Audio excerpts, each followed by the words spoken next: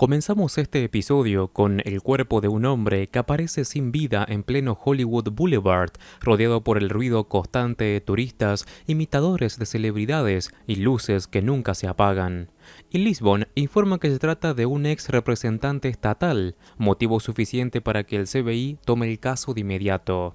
Rigsby lo reconoce como el esposo de una antigua actriz bastante conocida en su momento, lo que vuelve todo aún más mediático. Mientras Jane se inclina sobre el cadáver con su habitual calma inquietante y revisa los bolsillos, notando enseguida que no hay llaves ni ticket de ballet, algo muy extraño para alguien que había salido a cenar la noche anterior y que en teoría debió haber estacionado su auto cerca. La investigación los lleva primero a interrogar a dos imitadores callejeros, uno de Charles Chaplin y otro de Marilyn Monroe, que trabajan justo en la zona donde apareció el cuerpo. Y Jane, con su estilo directo y burlón, logra que devuelvan el ticket de ballet que habían robado al muerto, el cual el falso Chaplin tenía escondido bajo su sombrero, tras lo cual los ahuyenta sin mayor ceremonia, dejando claro que esa pequeña trampa no había sido más que una distracción para confirmar sus sospechas. Siguiendo la pista del ticket, el equipo localiza el coche de la víctima, y al abrir el baúl se encuentra con una enorme cantidad de sustancias, suficiente para levantar todo tipo de hipótesis sobre una doble vida que nadie parecía conocer, lo que complica el perfil del muerto y abre una red de posibles vínculos con el mundo criminal que nadie esperaba en un ex político de reputación pública intachable. Lisbon y Jane se trasladan entonces a los estudios Poseidón en Burbank, donde se rueda una película financiada por la víctima. Y ahí hablan con el director, Gabriel Fanning, quien cuenta que había cenado con Felix Hanson la noche anterior y que éste estaba invirtiendo $10 millones en la producción. Una cifra gigantesca que convertía a Hanson en la pieza clave del proyecto, además de que su esposa, Felicia Scott, era la protagonista del film.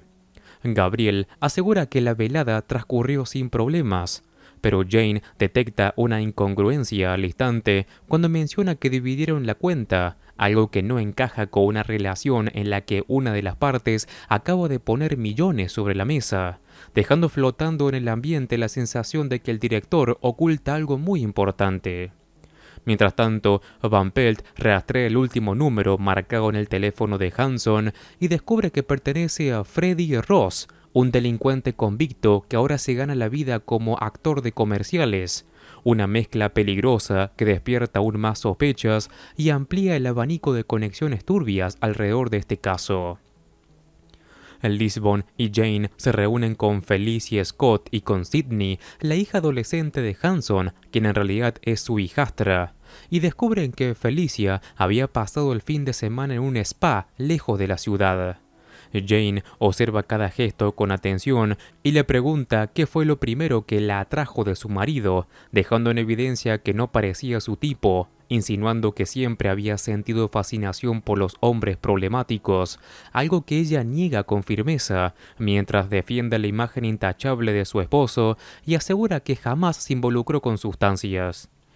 Sydney, incómoda y a la defensiva, insiste en que no sabe nada sobre el contenido del maletero, pero al moverse para contestar su teléfono, deja caer una fotografía de un joven, imagen que Jane ve de inmediato y guarda en su memoria como una pieza clave de este rompecabezas.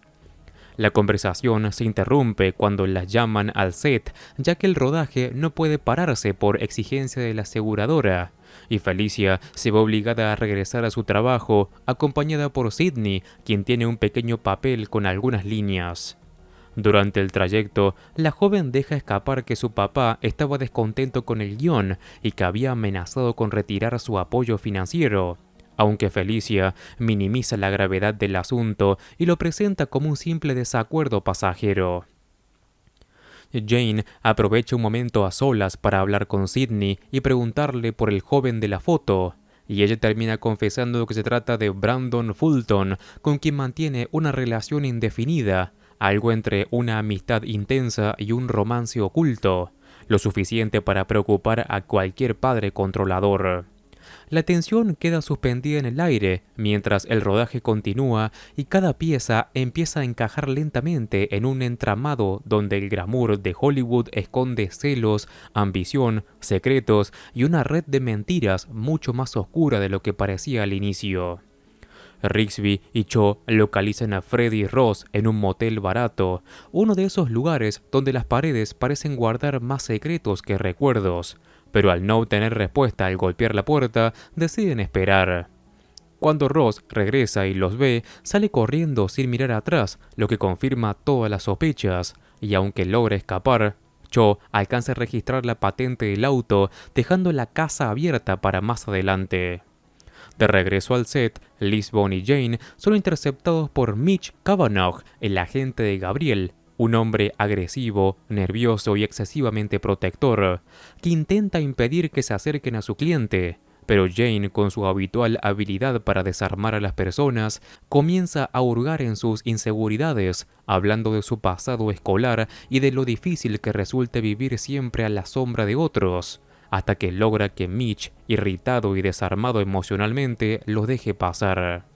Adentro del tráiler, Lisbon sorprende a Gabriel consumiendo pastillas y tras presionarlo, él termina admitiendo que la noche anterior, Hanson le había comunicado su intención de retirar el dinero, lo que habría significado el colapso total de esta película. Y aunque no confiesa ningún crimen, deja claro que la muerte de su inversor fue al menos conveniente.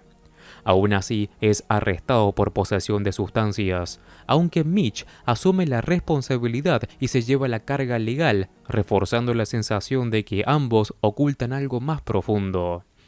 El rodaje continúa bajo un ambiente cargado de tensión, y Felicia se prepara para grabar una escena frente a una florería, hablando por teléfono mientras Sidney le da la réplica desde fuera de la cámara. Felicia detiene la filmación varias veces, criticando el desempeño de la joven y exigiendo más compromiso, mientras Sidney observa incómoda cómo su madrastra besa a otro actor durante la escena y luego intenta modificar el guión, discutiendo con Gabriel y demostrando así su carácter controlador. Durante una pausa, Sidney se aleja del set visiblemente alterada. Sube a un carrito de golf y se marcha, con Jane siguiéndola atrás a cierta distancia, intentando hablar con ella, pero sin éxito. Paralelamente, Cho presiona a Mitch, advirtiéndole que su situación legal puede complicarse seriamente si no colabora. Y finalmente logra que confiese que no sabe quién mató a Hanson, pero sí puede guiarlos hasta Freddy Ross, el traficante que suministraba las sustancias. La pista los lleva hasta una fiesta, una casa abarrotada de jóvenes, música y excesos, donde Cho, Rigsby y Van Pelt encuentran tanto a Ross como a Sidney, confirmando que la chica se mueve en círculos mucho más peligrosos de lo que aparenta.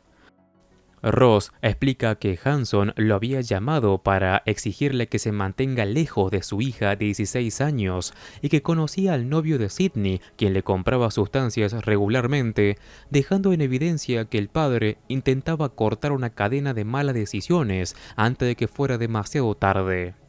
Lisbon y Jane confrontan a Sidney con esta información, y mientras Lisbon sospecha que las sustancias encontradas en el coche eran en realidad de la joven, Jane reflexiona en voz alta sobre la atracción que muchas personas sienten por los chicos problemáticos.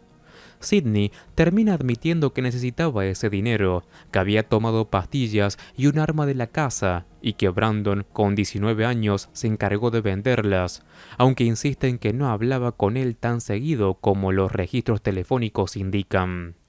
Felicia, puesta contra las cuerdas, acaba confesando que el arma robada era una pistola calibre 45, y Lisbon le revela que precisamente ese mismo calibre fue el que mató a su esposo, provocando una grieta visible en su compostura.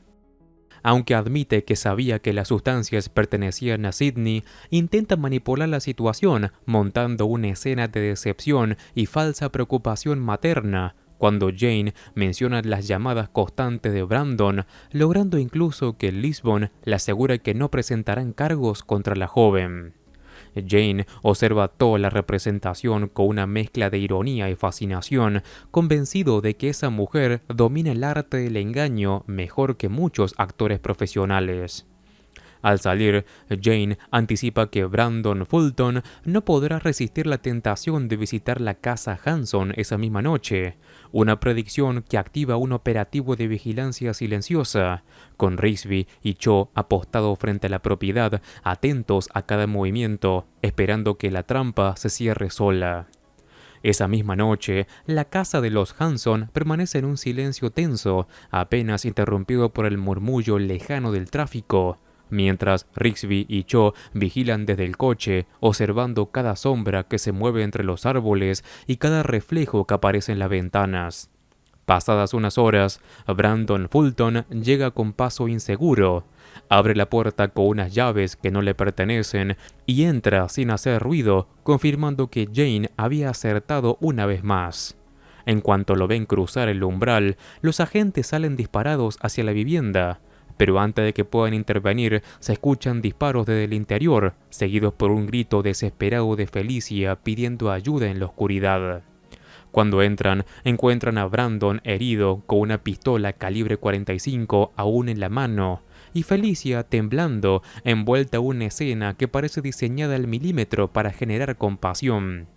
Los paramédicos llegan rápidamente y se llevan al joven, mientras el equipo intenta reconstruir los segundos caóticos que acaban de vivir, sabiendo que nada ahí es casual y cada gesto ha sido calculado.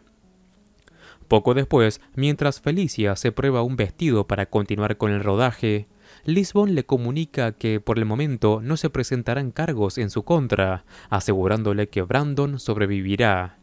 Ella finge un alivio conmovedor, pero Jane observa con atención cada microexpresión, cada respiración entrecortada, y en ese mismo instante le revela que el arma que Brandon llevaba es la misma que mató a Félix. Luego deja caer, casi como al pasar, que Sidney podría ser acusada como cómplice por haber robado la pistola, y el leve quiebre en la expresión de Felicia confirma sin lugar a dudas que la verdad está mucho más cerca de lo que aparenta. Brandon, todavía aturdido y convaleciente, es interrogado por Cho y Rigsby, quienes intentan entender por qué entró armado en la casa. Él, confundido y dolorido, cree que ellos le dispararon y se limita a decir que Félix era un monstruo que disfrutaba haciendo sufrir a los demás, pero se niega a entrar en detalles, como si una fuerza más grande que él mismo le impidiera hablar. De regreso en la oficina, el equipo analiza la situación y concluye que necesitan una confesión, ya que el arma por sí sola no constituye una prueba directa, y es entonces cuando Jane decide recurrir a su especialidad, el juego psicológico, la puesta en escena y el teatro humano. Habla con Sidney, quien asegura entre lágrimas que jamás le pidió a Brandon que matara a su padre. Y Jane, con suavidad, le sugiere que quizá alguien más lo empujó a hacerlo, sembrando una duda que empieza a crecer en su mente. Con todo dispuesto, Jane propone que Felicia y Sidney regresen al set y continúen con la filmación, convencido de que ese entorno, cargado de luces, cámaras y miradas, es el escenario perfecto para que la verdad salga a la superficie. Quiere observar la representación final, la gran actuación que pondrá fin a la farsa. Gabriel la recibe y les indica que comiencen desde el inicio, relajándose y sin preocuparse demasiado por ceñirse al guión, mientras le dedica a Jane un gesto cómplice. En plena grabación, Sidney rompe el silencio y acusa a su madrastra de haber seducido a Brandon y de mentirle descaradamente. Y ante el asombro del equipo técnico, los actores y los extras, Felicia intenta negarlo con una interpretación forzada, una actuación rígida y exagerada que Jane obviamente no tarda en desmontar, interrumpiendo la escena y señalando que su tono resulta falso, mecánico y carente de verdad. Entonces reconstruye toda la historia frente a todos, explicando cómo Felicia manipuló a Brandon, seduciéndolo primero y convenciéndolo después de que Félix la maltrataba y la asfixiaba, alimentando su rabia y su necesidad de protegerla, hasta llevarlo a la casa esa noche con la intención de que cometiera el crimen.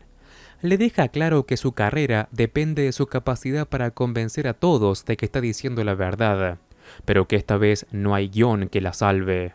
Acorralada, Felicia se derrumba y confiesa, explicando que estaba furiosa porque Félix había decidido retirar su apoyo financiero debido a los desacuerdos con el guión, sintiendo que le estaba arruinando la carrera y la vida, que su control constante la asfixiaba y que terminó viéndolo como un enemigo. Relata cómo utilizó a Brandon, cómo lo atrajo, cómo lo manipuló emocionalmente hasta convertirlo en el instrumento perfecto para su venganza. En una recreación final se muestra cómo una noche, mientras leía el guión en casa con una copa en la mano, fingió ser una víctima y sedujo al muchacho, invirtiendo por completo la historia que luego contaría. Y como Brandon, cegado por la ilusión y la rabia, engañó a Félix para hacerlo salir hacia Hollywood Boulevard, donde lo esperaría la muerte. Sidney escucha la confesión de su madrastra con los ojos llenos de lágrimas, mientras Felicia intenta justificarse diciendo que si Félix hubiera comprendido sus necesidades, nada de esto habría sucedido. Una frase que Jane corta con frialdad a recordarle que la manipulación y el egoísmo no son amor, sino destrucción. Antes de ser arrestada, Felicia le pide que le diga a Sidney que lo siente, que nunca fue la madrastra que podría haber sido, dejando atrás una carrera, una familia y una vida construida sobre mentiras. Y así, entre focos apagados, cámaras inmóviles y un set que vuelve lentamente la calma, el caso se cierra, dejando al descubierto que, incluso en el lugar donde todo es ficción, la verdad siempre termina encontrando su momento para salir a la luz. Y con esto termina este episodio. Antes de terminar con este video, te cuento que si te gusta El Mentalista, en el canal estoy siguiendo los capítulos y los casos uno por uno, así que te invito a que entres y encuentres toda la lista de reproducción completa y ordenada. Como siempre, me ayudas muchísimo al dejar un like y si querés, suscríbete así no te perdés nada de mi contenido. Un saludo. Master Movies.